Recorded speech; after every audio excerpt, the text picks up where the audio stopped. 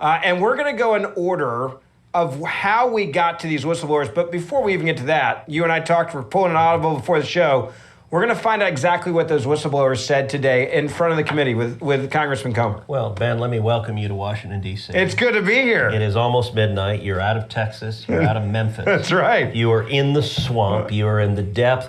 So my friend James Comer, congressman from the great state of Kentucky, chairman of the House Oversight Committee, has been deep up personal with Joe Biden, Hunter Biden, and the Biden crime family. And I got to say, when we started using that phrase, Biden crime family, I thought it was too harsh.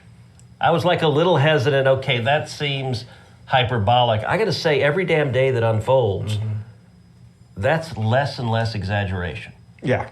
And so James has been, the reason we're starting so late is he's been voting till 11 o'clock at night. So he just left the House floor. This is the reality of Washington. Right. And today, this is going to air on Thursday, but today, Wednesday, as we're sitting here almost midnight, you had a hearing in the House of Representatives that was a big, big deal. You had two groundbreaking whistleblowers. And so I just want to start by asking what happened today. If someone's busy, they're driving to work, it's Thursday morning, they're driving to work, they didn't have time to turn on the TV yesterday, they didn't watch the testimony, so what did they miss? What happened in the House of Representatives on Wednesday? Well, I think we had a very substantive hearing on a very serious subject. The subject was the Biden criminal activity, and the two witnesses we had were, I think, the most credible witnesses we've had in front of the Oversight Committee in the entire 7 years I've been in Congress. These were the two highest-ranking IRS career employees from the International Tax Crime Division. So these were the guys that investigate all the suspicious wires, all the foreign influence, any type of tax evasion from foreign entities, the influx of illegal Chinese money. These are the guys that do that. And they're part of an elite team, and there are only 12 on this team. So wow. This was 2 of the 12, 1/6 of the entire international tax fraud team for the IRS. And what they had to say was very concerning, because I never knew over the past 6 months whether or not the IRS even knew about the shell companies that the Bidens had, if they even knew about all the suspicious activity reports that Treasury had that showed that the Bidens were laundering money through shell companies, through various banks. Pretty serious accusation. We've been talking about this, and the Democrats have said, well, there's no evidence, that's not true, that's fake news, Russian disinformation. So we finally had 2 whistleblowers come forward. They gave a transcribed interview to the Ways and Means Committee, which is the appropriate process. They're the ones, as you know, in the House that has jurisdiction over the IRS. Then they agreed to come to a committee hearing for the House Oversight Committee.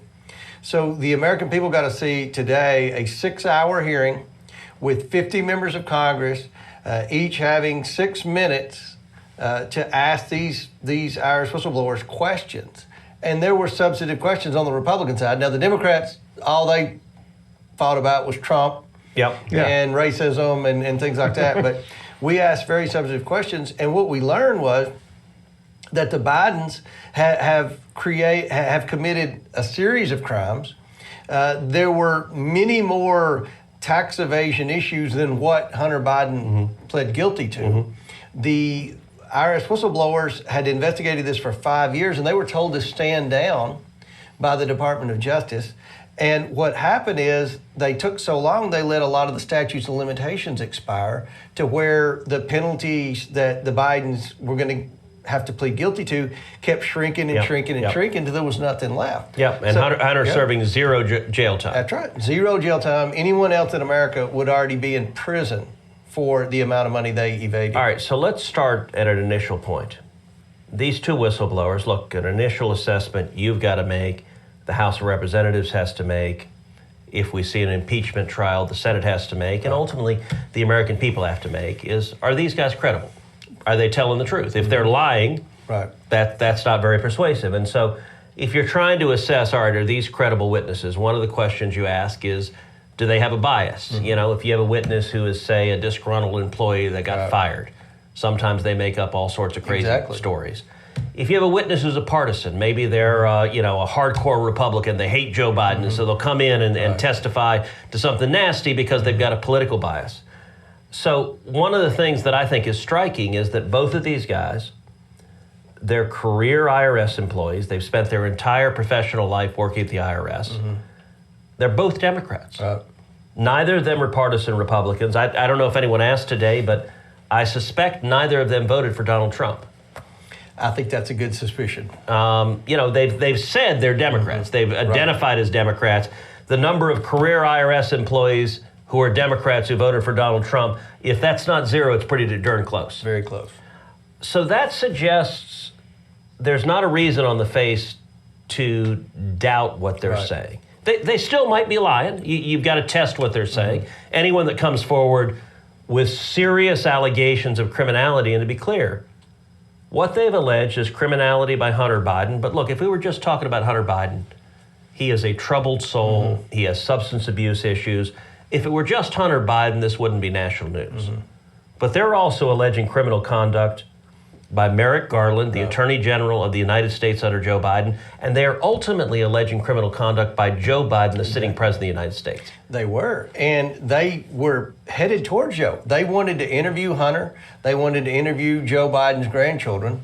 When you say they, so people understand, who is they? They is who are the two witnesses? There were more than two. There were 7 that were set to interview Hunter Biden and his children. So they had a plan in place. They had a plan. It was IRS employees as well as FBI employees. So were they working together or separately? They were working together. So they all had come together. They'd all agree that they should be interviewed. They've gotten to the point to where we need to knock on his door and say, hey, where is all this? What's the source of this money? What did you do to receive this money from our enemies? You said we're going to knock on his door. One of the things that I found really stunning is what the testimony was, that they're getting ready to knock on Hunter Biden's door. And if you're doing an investigation, you go knock on a suspect's door, you want to interview them, you want to catch them off guard. You want to get them to say something they're not expecting, like you want them to get them to say something stupid. Because the sad thing is criminals really are stupid. They say all sorts of dumb things. So what did the whistleblowers tell us happened that is unusual when they're getting ready to knock on Hunter's door? The Secret Service, because at the time they were going to knock on Hunter's door, was at the point where Joe Biden had just gotten elected president. So he had Secret Service protection and he had the transition team. The Secret Service was notified that Hunter Biden was about to be approached by IRS and FBI employees.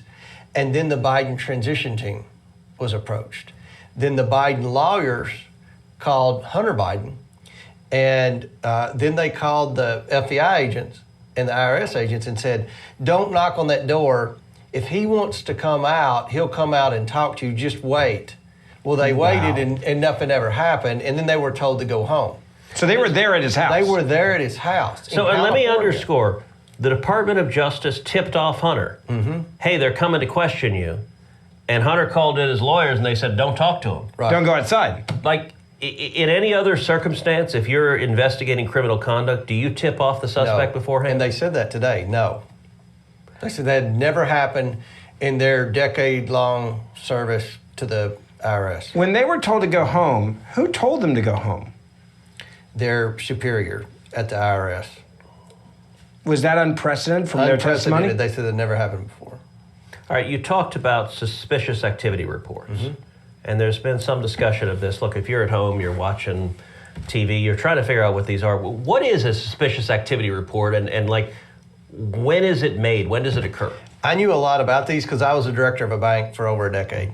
A suspicious activity report is when the bank files notice with the Treasury Cabinet that they suspect their client has committed a crime. Doesn't mean they committed a crime. They have a strong suspicion that a crime was committed, so it's to protect the bank as well. So how frequently do these things happen? Very seldom, despite what the Washington Post, or in their defense of the Biden, they say, well, everybody has a suspicious activity report. That is baloney. I was on a bank board for 10 years. I think we issued 2 over the course of 10 years. And how many were issued concerning Hunter Biden and Joe Biden and the Biden family?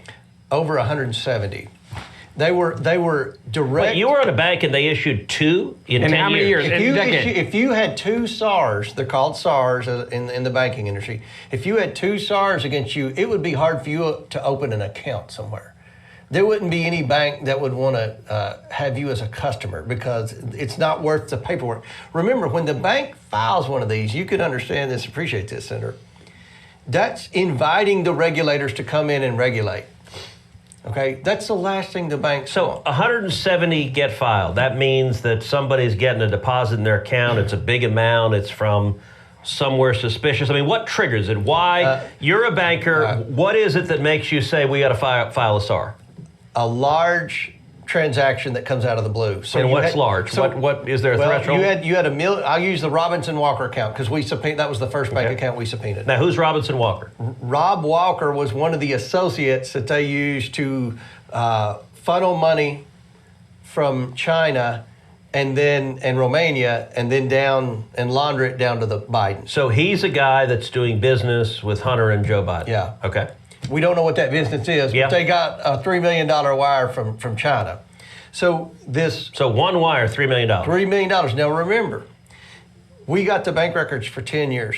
That bank account never had. You ever gotten a $3 million wire? No, but I want one. Well, this is not right. Yeah, okay. Can you call this guy? Look, Ben is a charming guy, and he would like $3 million. Yes. He's not going to do a damn thing. No, you don't have to work for $3 million apparently. So this account never had much activity in it over the course of 10 years, maintained around a $40,000 or $50,000 balance. Then one day, out of the blue, they get a $3 million wire from China.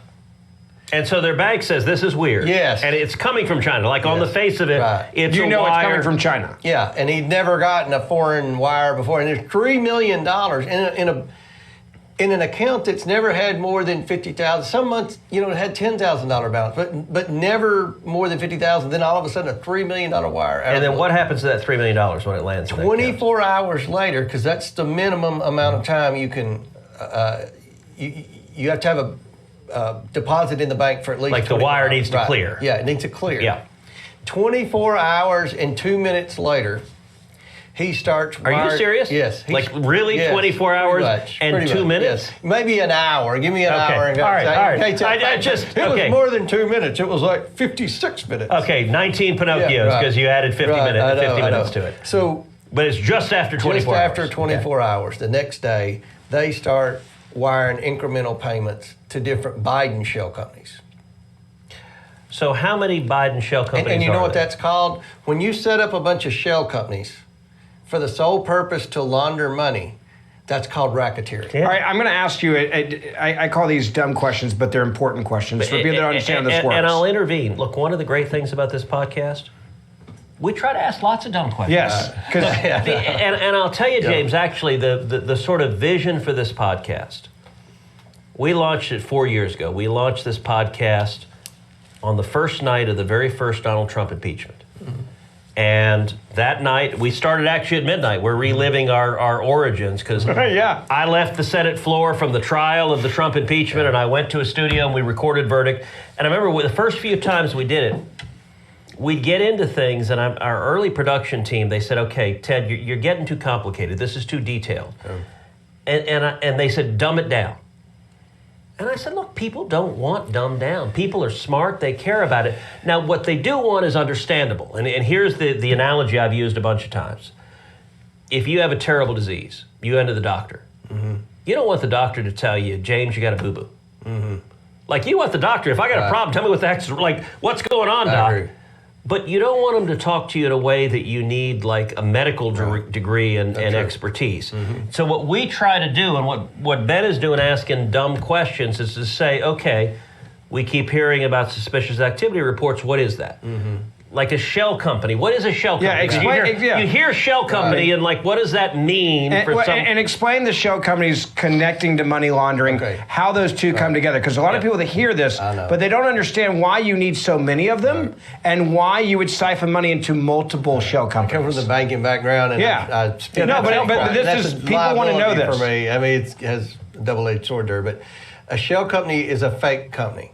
Okay, it's a company that. So it's not a real business. It's not making widgets. They don't make it's not anything. They don't produce anything. They don't provide a good or service. Okay. They're just. It's just a corporate entity that's created on paper. We could go to the Texas or Kentucky Secretary of State and file a company in 2 minutes that says Cruz and Comer Energy Company. But that doesn't mean we have an energy company. Right. We just have an LLC, limited liability company, that says we're a energy company. So they just create these fake companies. And how many are we talking about? 20. 20. So 20 different Biden fake companies. They don't have factories. No. They don't have machinery. They don't have real products. estate. They don't own have real a estate. website. They don't have a business card. They don't So have they're 20 employees. They don't have a companies. storefront. They have nothing. Okay, they're just. So that's where the laundering. Yes. So explain how you launder money and how that works. Money laundering is hiding money. You're hiding the source of the money, and you're deceiving the Internal Revenue Service to try to evade taxes. So if the Hunter Biden was doing something legitimate for China, they could have just wired the money to Hunter Biden, but they didn't. They sent it to a company called Robinson Walker. Then they wired it to a company called Owasco. Then they wired it to another company called Bohe something or another. And then they start. And do these companies do anything with it? Nothing. Or they're just it's just like a bucket to pour the water in. They pour it in another place and pour it somewhere else. That's exactly what it is. And it was organized. This is like organized crime. This was very organized. So how did you unwind this? So you're sitting there doing a congressional investigation. Mm-hmm. If they're trying to hide it, presumably they make it hard to figure out. So what enabled you to 20 shell companies? How do you figure this out and connect the dots? Well, we had a good start. Your colleagues, Grassley and Johnson, had done a report. Miranda Devine had written a book. There were several good reporters that have been investigating on this for a long time. We took pieces of that, and then when I became chairman and got subpoena power, then I was able to actually subpoena bank records. And the banks cooperated. Most of the banks have cooperated. It's getting harder because here's what happened. Everyone on cable news, some people that I don't think are as smart a legal mind as you, Ted, we're giving me lots of advice on what to do. The first thing they need to do on day one is subpoena Hunter and Joe Biden. I didn't do that, and I think that would have been a huge mistake. I think that's what they thought I would do. If I had done that, it would have ended up in court. Then if I had subpoenaed some of these bank accounts, the bank would have said, we can't give that to you because there's ongoing litigation. Right. So what we did... So you started by gathering evidence. We started by subpoenaing bank records for shell accounts. Now, some of these companies had been abandoned because they never were real companies. Yeah, they never sold anything, never did anything. They used them to hide the money they were getting from China and Romania and Ukraine. So those bank accounts... So let me stop you real quick. Are those the three countries that are involved? So far. China, Romania, and Ukraine. But all three of them, you've got payments from China, from Romania, and Ukraine going to Hunter Biden, Joe Biden, or the Biden family. Is that right? Not to Joe Biden yet, but to everyone else in the Biden family. How many Bidens have you identified that have gotten money so far? 9, and I think when you say identify, yeah, what's the what's the criteria? 9, I've heard the number 12. So what's the why? We actually have 9. So you proved 9. We've proved 9. I would bet a lot of money. If I were on the craps table, I would put odds behind 3 more members of the family. When you say there's 9. The reason is that 9? We haven't gone after the brother yet. And by the way, the brother's Jim. That's Joe's Jim brother. and Frank. Don't forget about Frank. I had forgotten about Frank. Yeah. Okay, so I hear about Jim. All right, so Joe has 2 brothers? 2 brothers. And so I got to say, one of the things I've wondered, in fact, I was having dinner with some folks tonight who asked me, they said, okay, Hunter's been indicted. What about Jim? Like, what about Jim? Yeah. Jim was the big dog of this entity before Hunter Biden came along, correct? You know why Jim's not in the news right now? He didn't leave a laptop laying around. But I'll tell you what Jim has done. He's in court in about 4 or 5 different states being sued by former partners for fraud. Really? Yes. Why has that not been covered? Well, you tell me. So we'll get to the point to where we'll start subpoenaing his bank records. I think some of these cases, part of the So reason the we 9 or can't get it 12. because he's in litigation. All right, the everywhere. 9 or 12, you've got Hunter, you've got Jim and Frank, that's 3. Who are we talking about as the rest? Who are the other players? The other players are Frank's wife, So Frank's wife. and we believe that Jim's got family members too that may have received wires. And then, ultimately, with Joe, I suspect there are offshore accounts. And we kind of learned that today. One of the last questions. So what's the evidence of offshore accounts that you learned today? There are, the IRS whistleblowers confirmed when I asked if they had documents pertaining to foreign accounts, and they said they did. Wow. But they couldn't turn them over to us. They have to go through that process and turn it over to the Ways and Means Committee, and I requested they do that, and they said they would. So the $3 million that you saw transferred in, you said that got transferred out. Where all did it go? So Rob Walker kept a third of it. There was another guy. That's I mean, that's a good business partnership, right? $1,000,000. You help launder money, you don't do anything, Yeah. Look, I'm not sure. and you get a third. I'm not sure the exact pricing on that, but That's- I think that's better than pimp scheme. Yeah. I don't Yeah, know. yeah, but that's I don't good. think they take a third. Somebody else got a third. Then the Bidens got 1.3 million of the 3 million. And 1.3 to different Biden family members. Yes. Okay. And that's just That from one particular payment. transaction went to 4 different Biden family members. So that was one suspicious That was activity one. report. One. And there's 100 and how many? 169 more. Plus, just because, those were suspicious activity reports that were created by Joe or Hunter Biden. Then they were the subject of another 100 suspicious activity reports, So that's 270 if you're counting individually. at least. So if you're the Treasury Department, because Treasury is getting these SARs. Yes. What do they do with the SAR? Just generally speaking, They're supposed to turn it over to the IRS investigators, which they knew about the SAR. So that part of the equation worked. Somehow the IRS whistleblowers knew about the suspicious activity report. All right, I ask these questions because this is complicated for a lot of people. So normal course of business, a bank fills out a SARS report. Walk what normal is compared to what actually happened with them. Normally, I don't know of anybody that's ever gotten more than 2 or 3. You're talking about the president's immediate family that got over 170, right? Normally, and here's what the suspicious activity report said. I've had access and I've read them all at Treasury. They said they suspected they were money laundering. They suspected they had... and this is from multiple banks. It's not just one. multiple banks. Banks you've heard of. J.P. Morgan, Wells Fargo, U.S. Bank. These are Bank of Big America. banks. Big These banks. are serious banks with real lawyers that know what And they're they doing. knew who they were. They said this is a politically exposed person.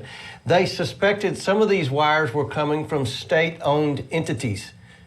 They said that from some of the China. Okay, so you're going to State-owned, explain you that, mean what like that the means. communist government Yes, is sending the money. yes.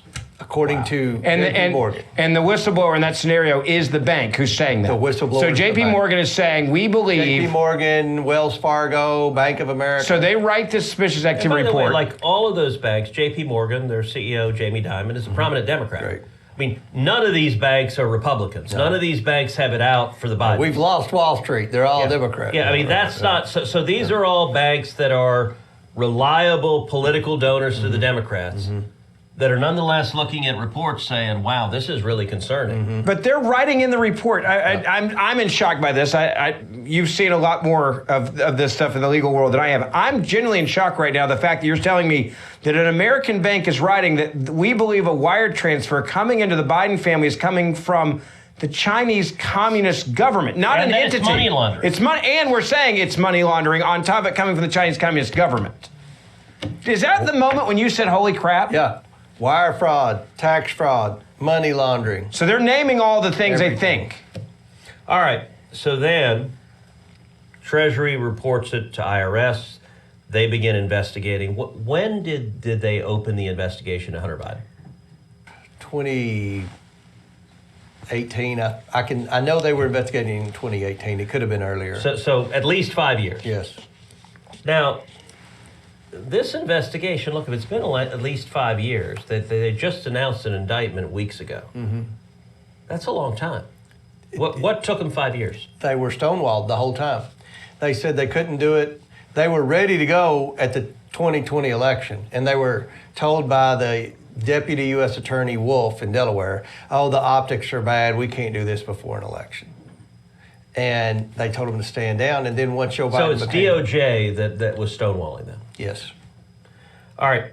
So a number of the potential offenses that Hunter Biden committed, the statute of limitations is run on. Yes. The most serious tax crimes he's committed, statute of limitations is run on. Why? What happened? Because they were told to wait. They couldn't do it because of the election. Then once he became president, they're like, well, we don't need to do this. You have to understand this. This is what they said today. They knew that Hunter Biden committed a bunch of crimes. They felt like all roads were leading to Joe Biden.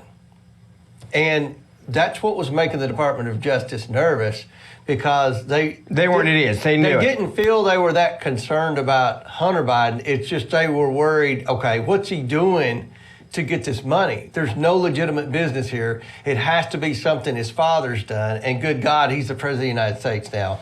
We don't want to go Can you explain statute of limitations? A lot of people, it sounds normal legal rule, but I think it's important that we explain this.